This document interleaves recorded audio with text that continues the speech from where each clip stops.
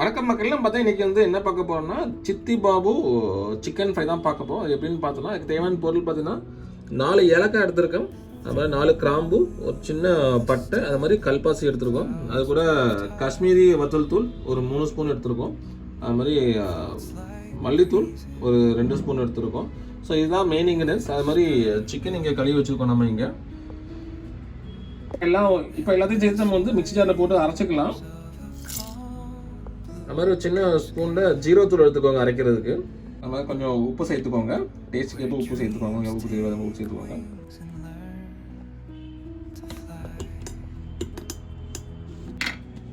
இப்போ நம்ம மிக்ஸில் போட்டு நல்லா அரைச்சி எடுத்துதாச்சு. இப்போ நம்ம பெரிய சட்டியாக எடுத்துக்கோங்க, அதான் உங்களுக்கு வதக்கிற ஈஸியாக இருக்கும். ஸோ நம்ம இன்றைக்கி வந்து நல்லெண்ணெய் ஊற்றி, நம்ம எப்பயும் பார்த்தீங்கன்னா நான்வெஜ் நல்லா தான் சேர்ப்போம். ஸோ நம்ம நல்லெண்ணெய் ஊற்றிருக்கோம், நம்ம நல்லா ஆட் பண்ணிக்கிறோம். இப்போ நம்ம கூட என்ன சுட்டுருச்சு, இப்போ நம்ம இன்ட்ரெஸ்ட் போடல. இப்போ நம்ம இதில் வந்து முதல்ல ஸ்ட்ரெயிட்டாக நம்ம சிக்கன் போட்டுருவோம். நம்ம வந்து சிக்கன் தான் நம்ம முதல்ல சிக்கன் போடணும். சிக்கன் லைட்டாக ஃப்ரை பண்ணிக்கிறோம்.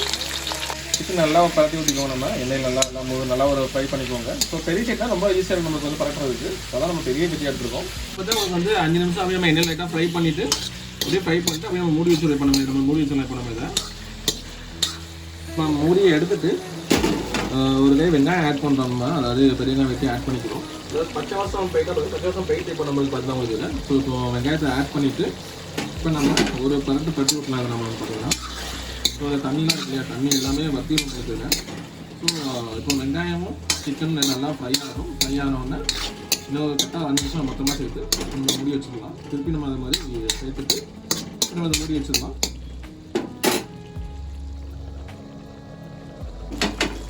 ஸோ இப்போ நம்ம பச்சை வாசம் எல்லாமே போயிடுச்சு நம்மளுக்கு. இது ஒரு கிண்டி ஊற்றலாம். இப்போ நம்ம இதை அந்த சிக்கன் தண்ணி வெங்காயம் தண்ணி தான் இருக்குது. ஸோ இது எல்லாமே எப்படி வதக்கல நல்லா வதக்கம் தான் இருக்குது. சிக்கன் நம்ம வெங்காயம் இது பண்ணால் வந்து அந்த டேஸ்ட் நல்லா இருக்கும். நம்மளுக்கு அந்த தண்ணி போன போது தான் உங்களுக்கு வந்து எண்ணெய் வந்து நல்லா ஃப்ரை ஆகும். சிக்கன் கொஞ்சம் ஆயிடுச்சு. இப்போ நம்ம லைட்டாக கொஞ்சம் வந்து மஞ்சள் ஆட் பண்ணிக்கிறோம். இப்போ நம்ம வந்து மஞ்சள் ஆட் பண்ணிட்டு அப்படி லைட்டாக கிண்டி எடுக்கிறோம். இப்போ நம்ம இதை இஞ்சி போட்டு அரைச்சிட்டு இருக்கோம். அதை நம்ம போட்டுலாம் இப்போ நம்ம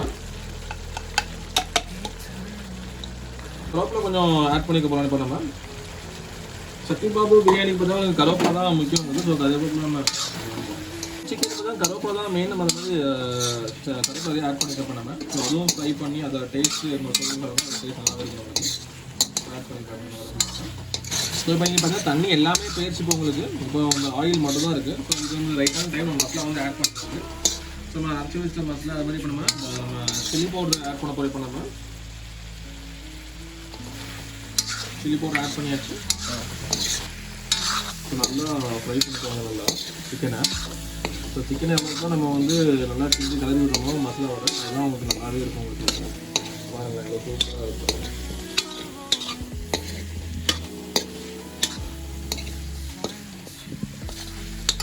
நம்ம அரைச்சி வச்சு நம்ம மசாலா ஆட் பண்ணிக்கலாம். இந்த